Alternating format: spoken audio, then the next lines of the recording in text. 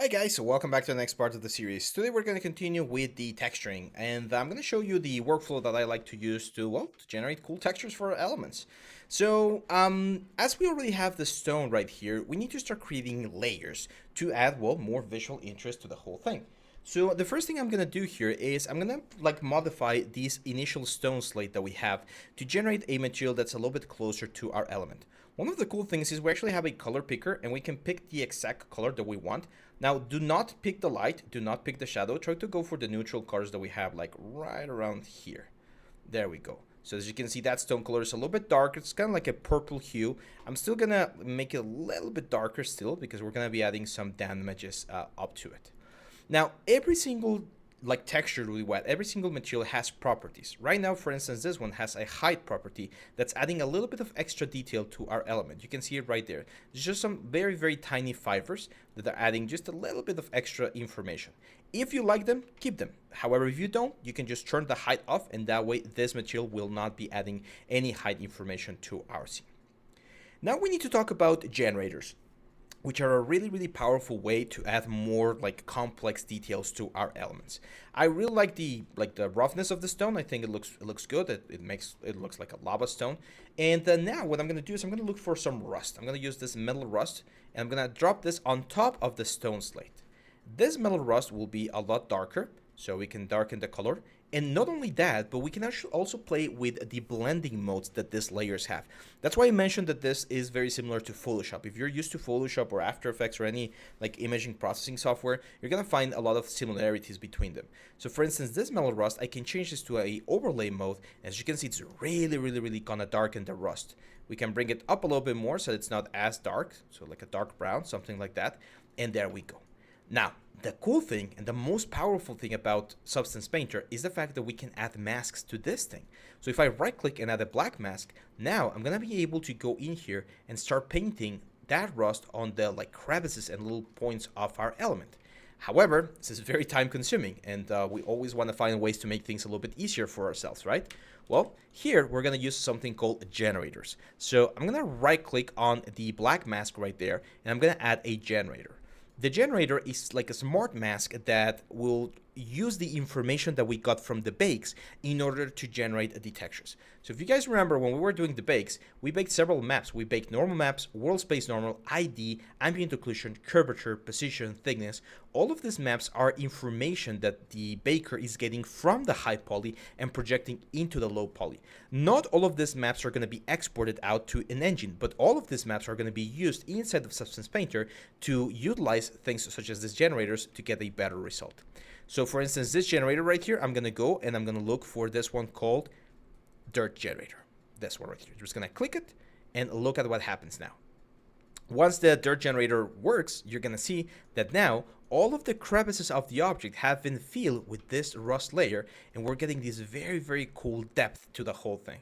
Look at the difference. This is without the rust, and this is with the rust layer. And the cool thing about generators is that they have properties. Every single time we have properties, I'm happy because that means that we can modify and generate better and more interesting things. So for instance, we can increase the dirt level. So that's more rust that we're going to get on the element. We can reduce it. We can increase the contrast. So the rust is going to look very hard, very harsh, right? Like very, very delimited effects. Or we can make it very soft, like a cloud of dust or something. We can add more grunge, so that's going to be more rust everywhere else. Or we can lessen the amount of grunge. So all of these things are the things that you're going to be able to change. Now, I definitely think that the overlay or the color is a little bit too brown, so I'm going to bring it a little bit lower to the dark colors. And I also think that the rust is very shiny. You can see how when I move the camera, the light shines through that. There's another shortcut that you should know, which is Shift and right click to move the light around. This is going to allow you to explore the texture a little bit more as well. So I'm going to go back to the rust, and I'm going to increase the rust roughness quite a bit. It's supposed to be really, really rough, right? So something like a 0.7. There we go.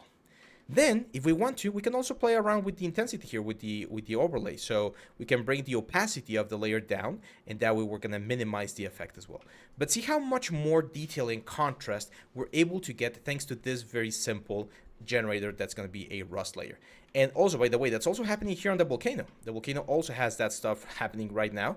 So if we go to the dirt color right here, the dirt level is also affecting the colors of the volcano. So I think I'm going to keep a high level, and I'm going to bring the contrast down because want this a little softer.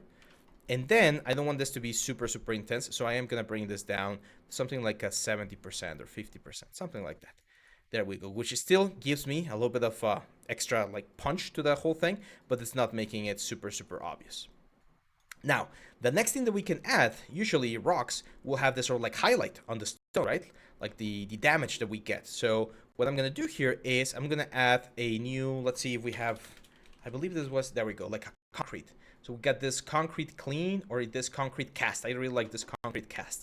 So I'm going to bring the concrete cast on top of the rust. Right now it's going to, of course, overlap everything. So it's going to go over the whole thing. Now you can see that it's becoming a little bit slow here on my computer. It shouldn't be because it's not that difficult or it's not such a complex asset. But if you have issues with this, you can go back to texture set settings and lower your size to 2K. And later at the export, we can go back to 4K. I'm going to keep it right now at 4K. So this concrete cast looks really good, but it's very, very shiny as well. So I'm going to bring the roughness quite high. And I'm going to add a black mask. I'm going to add a generator. And in this case, we're not going to add a dirt generator. We're going to add a metal edgeware. The metal edgeware is an excellent generator that, as you can see, will hit every single like high point of our elements. Look at that. Super, super cool, hitting every single high point. Now this is a little bit too much, of course, so I'm gonna lower the effect a little bit more so that we only get like this very, very nice like effect on some of the stones. And another thing we can do is we can also play with the blending mode to soften this up because we don't want this to be super intense. So something like this, and look at how more interesting this whole axe can look. Pretty nice, right? Like we get a very, very nice effect. I actually personally like to change this blending mode to linear dodge so that it adds itself to the colors underneath it and we get a more interesting effect. And another thing we can do is we can go back to the concrete and try to sample like the exact same sort of like bluish hue that we have here on our element. And look at that. That's going to look a lot closer to the effect that we have on our original concept. Now, one thing about the metal edgeware that I don't particularly love is the fact that the metal edgeware can't be very obvious. Like it's very, very obvious where every single part of the element.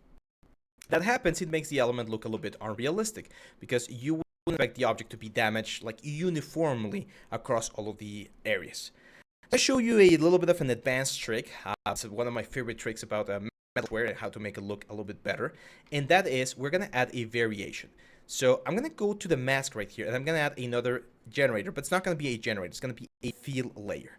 I'm going to add a fill, and what this fill layer will do is it will allow me to input an image that's going to be mapped out to the like direction of this thing. So if I click here on grayscale, for instance, if I use this atom, I see that the atom is now going to be projected across the whole surface. You can see it here and here. And if we go to F2 or F1, around there. We can away. For instance, move here. And look at that. The atom is a scale right there. This is one way in which we can create textures outside of a Substance Painter and bring them in. But that's not what we're going to do. What we're going to do here is, instead of using this, let me create a new fill layer. We're going to look for something called a clouds noise. So we're going to use this clouds 2, for instance. And what this does is now, instead of using the metal edgeware, it's using this clouds texture and applying this sort of like a white color depending on where the clouds are. If we increase the contrast on the clouds, for instance, and the balance, you're going to see they're going to start getting more effect. And we can even go here to the tiling, for instance, increase the tiling. It's not going to go that high, probably something like this, like 5. I'm going to do a 5 on the tiling, on the clouds modifier, and then a little bit more advanced. So go something like there. There we go. So now what we can do, because this is a black and white image, and what we can do is mix these two images with the blending modes that we have right here. So we can use the clouds 2 and multiply this against the edgeware. And what's going to happen is now, instead of having metal edgeware everywhere, we're only going to have a metal edgeware on some parts where the clouds are more intense. And this is going to give us a more natural look to the whole thing. Look at that. So again, without clouds, this is what we have. And with the clouds, we're masking certain parts of the metal edgeware to generate something that looks a little bit more realistic. We can, of course, lower the opacity, for instance, of the clouds to bring a little bit more detail back. And this is how we can create a very interesting and nice, like natural looking interactions between the textures. I'm gonna lower this a little bit more because I don't want this to be super, super obvious. And look how nice this looks. Like, just compare what we had before, just like the very simple texture, and by adding just a couple of layers, we can already create a very, very interesting texture that's gonna be, it's gonna look amazing on the render once we get there.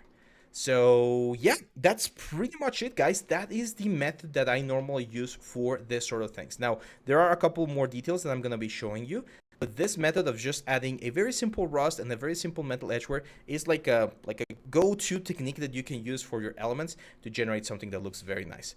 I still think I'm going to go a little bit darker on the stone because it's supposed to be a volcano stone. There we go. I do like the glossiness that it has right now. It makes for a fun effect. And yeah, this is it for now. So in the next one, my friends, we're gonna go into the metal. As you can see, pretty much all of the parts of the metal here are the same material, so all of the balls and things. And we're gonna prepare all of that metal so that we can get a nice result. And after that, we're gonna jump into the blade, which is gonna be a really, really cool process as well. So hang on tight, and I'll see you back on the next one.